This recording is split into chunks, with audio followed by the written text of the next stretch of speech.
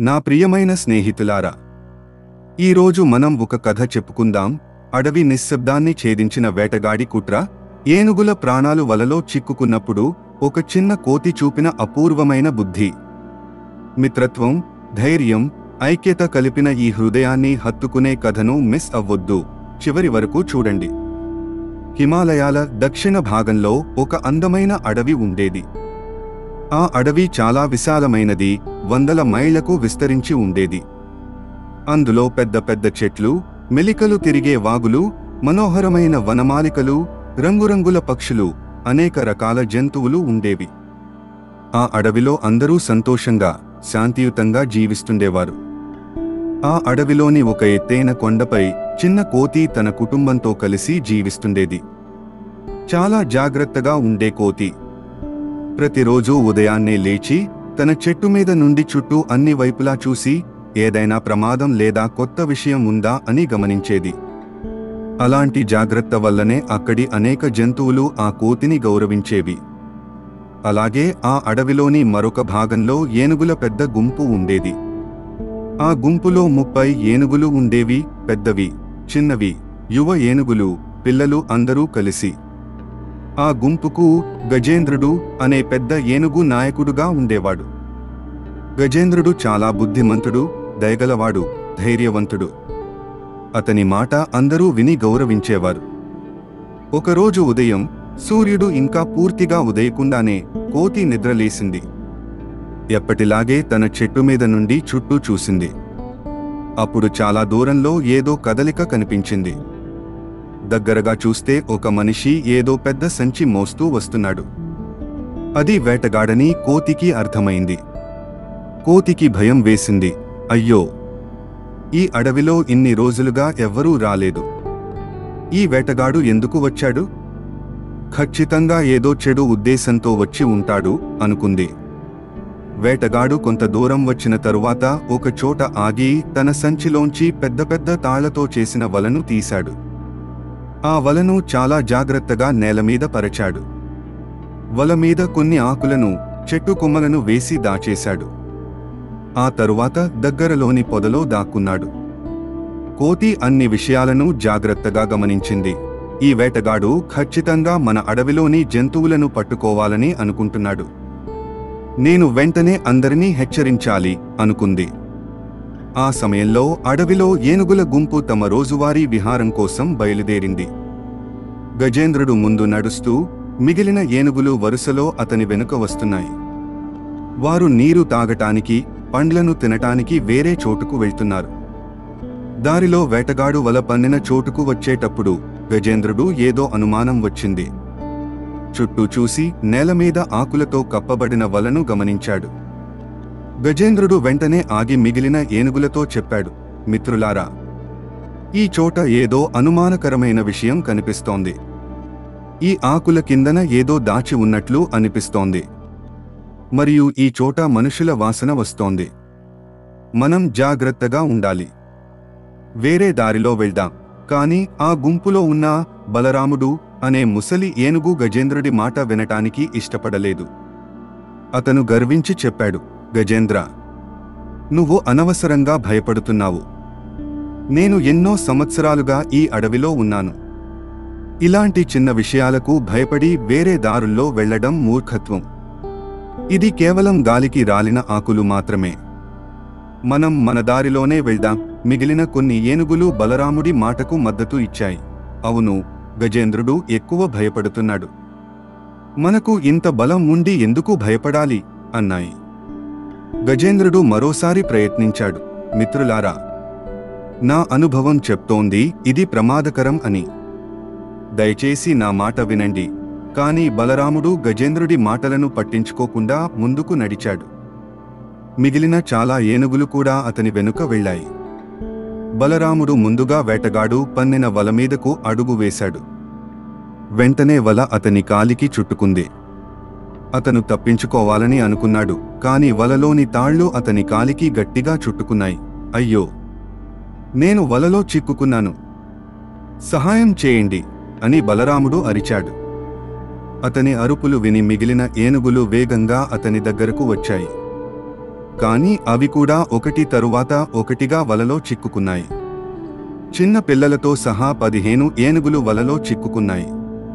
గజేంద్రుడు మరియు మిగిలిన కొన్ని ఏనుగులు దూరంగా ఉండి తమ మిత్రులు ఆపదలో ఉన్నట్లు చూసి బాధపడ్డారు. అప్పుడు వేటగాడు పొదలోంచి బయటకు వచ్చాడు. వేటగాడు వలలో చిక్కుకున్న ఏనుగులను చూసి సంతోషంతో చప్పట్లు కొట్టాడు. వా! ఇన్ని పెద్ద ఏనుగులు చిక్కుకున్నాయి. ఇవన్నింటినీ పట్టణానికి తీసుకెళ్లి అమ్మితే చాలా డబ్బు వస్తుంది అని ఆనందపడ్డాడు. గజేంద్రుడు వేటగాడిని చూసి తప్పించుకున్న ఏనుగులతో చెప్పాడు, మిత్రులారా, మన స్నేహితులు ప్రమాదంలో ఉన్నారు. వేటగాడు వచ్చాడు. మనం వెంటనే వారిని రక్షించాలి. కానీ గజేంద్రుడా, ఈ వల చాలా బలంగా ఉంది. మనం దీనిని ఎలా విరిచేయాలి అని ఒక ఏనుగు అడిగింది. గజేంద్రుడు ఆలోచించిన తరువాత చెప్పాడు, మనమందరం కలిసి ఒకేసారి ఈ వలను లాగితే అది విరిగిపోవచ్చు. మన కలిసిన బలం చాలా ఎక్కువ. అయితే వేటగాడు ఇక్కడ ఉన్నంత వరకు మనం దీన్ని చేయలేం. అతను వెళ్ళిపోయే వరకు ఎదురుచూద్దాం. కానీ వేటగాడు అక్కడే ఉండిపోయాడు. మరి కొంతమంది వేటగాళ్లను తీసుకురావడానికి ఊరికి వెళ్లాలని అనుకుంటున్నాడు. గజేంద్రుడికి అర్థమైంది వేటగాడు మరిన్ని మంది సహాయంతో వచ్చే ముందు తప్పక ఏదో చేయాలని. అతను వేగంగా మిగిలిన ఏనుగులతో చెప్పాడు, మిత్రులారా, మనం వెంటనే చర్య తీసుకోవాలి. అతను వేరే వేటగాళ్లను తీసుకురాకముందు మన మిత్రులను రక్షించాలి. అయితే ఈ వలను విరిచేయటం కష్టం. నాకు ఒక ఉపాయం తెలుసు. గజేంద్రుడు కొనసాగించాడు. ఈ అడవికి ఉత్తరం వైపు గంగానది ఒడ్డున ఒక పెద్ద చెట్టు ఉంది. అక్కడ నా పాత మిత్రుడు బుద్ధిమంతుడు అనే కోతి నివసిస్తుంది. అతను చాలా చదువుకున్నవాడు, తెలివైనవాడు. అతను ఈ రకమైన సమస్యలను పరిష్కరించటంలో నిపుణుడు. మనం అతని దగ్గరకు వెళ్ళాలి. కాని గజేంద్రుడా, మన మిత్రులను ఇక్కడ వదిలేసి వెళ్లడం సరికాదు కదా అని ఒక ఏనుగు అడిగింది. గజేంద్రుడు జవాబిచ్చాడు, నేను వేటగాడిని గమనిస్తున్నాను. అతను వెంటనే ఊరు వైపు వెళ్లబోతున్నాడు. అతను వెళ్లిన తరువాత మన మిత్రులు కాస్త సురక్షితంగా ఉంటారు. రాత్రికి మనం బుద్ధిమంతుడితో కలిసి తిరిగి వస్తాం. అప్పటికి వేటగాడు లేకపోతే మనం మన మిత్రులను రక్షించవచ్చు. వలలో చిక్కుకున్న ఏనుగులకు గజేంద్రుడి ప్రణాళిక వినిపించింది. బలరాముడు అరిచాడు, గజేంద్రుడా, దయచేసి మాకు సహాయం చెయ్యి. నీ మాట వినకుండా పోయినందుకు చాలా పశ్చాత్తాపడుతున్నాను. గజేంద్రుడు బదులిచ్చాడు, బలరాముడా, చింతించకు. నేను తప్పకుండా నిన్ను రక్షిస్తాను. నిర్ణయం తీసుకున్నాను. గజేంద్రుడు మిగిలిన ఏనుగులతో కలిసి వేగంగా ఉత్తరం దిశగా ప్రయాణించాడు. వారు అనేక కొండలు, లోయలు దాటి చాలా అడవుల గుండా వెళ్లారు. సాయంత్రం అయ్యేనాటికి వారు గంగానది ఒడ్డుకు చేరుకున్నారు. అక్కడ ఒక పెద్ద చెట్టు ఉంది. ఆ చెట్టుపైన బుద్ధిమంతుడు అనే కోతి నివసించేది. ఏనుగుల శబ్దం విని బుద్ధిమంతుడు చెట్టుపై నుండి కిందకు చూసింది. అరే గజేంద్రుడా, నువ్వు ఇక్కడికి ఎలా వచ్చావు? ఇంత దూరం ఎందుకు వచ్చావు అని బుద్ధిమంతుడు ఆశ్చర్యంతో అడిగింది. గజేంద్రుడు తమకు జరిగిన అన్ని సంఘటనలను వివరంగా చెప్పాడు. వేటగాడి గురించి, వల గురించి, తమ మిత్రులు ఎలా చిక్కుకున్నారనే దాని గురించి అన్నీ చెప్పాడు. బుద్ధిమంతుడు వింటూ తల ఊపింది. అయ్యో, ఇది చాలా ప్రమాదకరమైన పరిస్థితి. కానీ మిత్రమా, నువ్వు సరైన చోటుకే వచ్చావు. నేను ఈ రకమైన సమస్యలను చాలాసార్లు పరిష్కరించాను. బుద్ధిమంతుడు కొనసాగించింది. గజేంద్రుడా, వేటగాళ్ల వలలను విరిచేయటానికి నాకు కొన్ని ప్రత్యేక ప్రణాళికలు తెలుసు. కానీ మొదట మనం ఆ చోటుకు వెళ్లి పరిస్థితిని గమనించాలి. కానీ బుద్ధిమంతుడా, రాత్రి అయిపోతుంది. చీకటిలో ప్రయాణించటం ప్రమాదకరం కాదా అని గజేంద్రుడు అడిగాడు. బుద్ధిమంతుడు నవ్వింది. మిత్రమా, రాత్రి సమయంలోనే మన పని మెరుగ్గా జరుగుతుంది. వేటగాళ్లు సాధారణంగా రాత్రిళ్ళు అడవిలో ఉండరు. వారు భయపడి ఊళ్లకు వెళ్ళిపోతారు. మనం రాత్రికలా పూర్తి స్వేచ్ఛగా పని చేయవచ్చు. బుద్ధిమంతుడు తన చెట్టుపై నుండి కిందకు దిగి వచ్చింది. గజేంద్రుడా, నా వీపు మీద ఎక్కు. నేను నిన్ను తొందరగా ఆ చోటుకు తీసుకెళ్తాను. గజేంద్రుడు ఆశ్చర్యపోయాడు. బుద్ధిమంతుడా, నేను చాలా బరువుగా ఉన్నాను. నువ్వు ఎలా మోయగలవు? బుద్ధిమంతుడు నవ్వింది. మిత్రమా, నేను సాధారణ కోతిని కాను. నేను యోగాభ్యాసం చేస్తూ ప్రత్యేక శక్తులను సంపాదించాను. నేను పర్వతాలను కూడా మోయగలను. అలా చెప్పిన బుద్ధిమంతుడు తన శరీరాన్ని పెద్దదిగా చేసుకుంది. గజేంద్రుడు అతని వీపు మీద ఎక్కాడు. బుద్ధిమంతుడు వేగంగా చెట్ల మీదుగా దూకుతూ గజేంద్రుడిని తీసుకెళ్ళింది. కొన్ని గంటల తరువాత వారు వేటగాడు వల పన్నిన చోటుకు చేరుకున్నారు. అప్పటికి చీకటి పడిపోయింది. వేటగాడు అక్కడ లేడు. అతను ఊరు వెళ్ళిపోయాడు. వలలో చిక్కుకున్న ఏనుగులు రాత్రంతా అక్కడే ఉన్నాయి. వారు గజేంద్రుడిని చూసి సంతోషించారు. గజేంద్రుడా, నువ్వు వచ్చావు. మేము చాలా భయపడ్డాం అని బలరాముడు అన్నాడు. గజేంద్రుడు మిగిలిన ఏనుగులతో కలిసి వల విరిచేయటానికి ప్రయత్నించాడు. కానీ వల చాలా బలంగా ఉంది. అది విరుగుట లేదు. అప్పుడు బుద్ధిమంతుడు చెప్పింది, మిత్రులారా, ఈ వల సాధారణ వల కాదు. ఇది ప్రత్యేక లోహంతో చేసిన వల. దీన్ని బలంతో విరిచేయలేం. కానీ నాకు వేరే మార్గం తెలుసు. బుద్ధిమంతుడు తన పదునైన దంతాలతో వల తాళ్లను కొరుకుతూ ఉంది. అతను చాలా తెలివిగా వల యొక్క ముఖ్యమైన భాగాలను కొరికింది. కొద్దిసేపటిలో వల వదులుకుంది. ఏనుగులందరూ వలలోంచి బయటపడ్డారు. వారందరూ బుద్ధిమంతుడికి కృతజ్ఞతలు చెప్పారు. బలరాముడు గజేంద్రుడి దగ్గరకు వచ్చి చెప్పాడు, గజేంద్రుడా, నేను నీ మాట వినకుండా పోయినందుకు చాలా పశ్చాత్తాపడుతున్నాను. నువ్వు హెచ్చరించినప్పుడు వినాల్సింది. నీ వల్లనే మేమందరం రక్షణ పొందాము.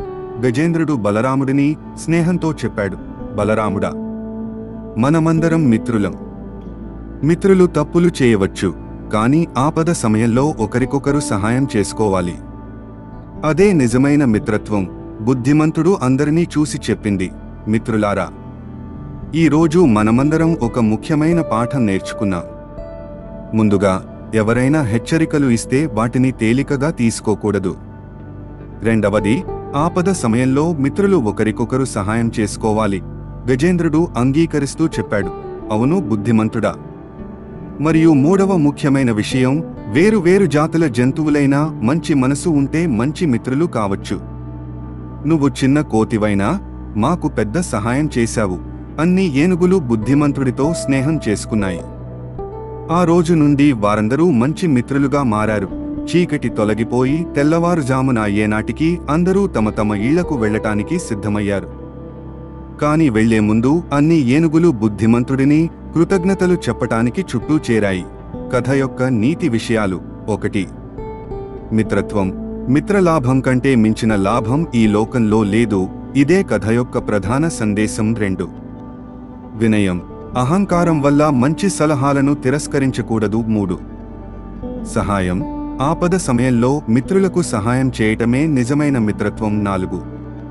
జ్ఞానం. బలం కంటే బుద్ధి శ్రేష్టమైనది. 5. ఐక్యత. కలిసి ఉంటే ఏ కష్టాన్నైనా ఎదుర్కోవచ్చు. 6. సామరస్యం. వేరు వేరు జాతుల మధ్య కూడా స్నేహం సాధ్యం. ముఖ్య సందేశం: వసుధైవ కుటుంబకం. ఈ లోకమంతా ఒకే కుటుంబం. ఈ కథ మీకు నచ్చితే లైక్ చేయండి, షేర్ చేయండి, కామెంట్ చేయండి మరియు మన ఛానల్ను సబ్స్క్రైబ్ చేయండి. మరిన్ని తెలుగు కథల కోసం మన ఛానల్ను ఫాలో అవ్వండి. Thank you very much.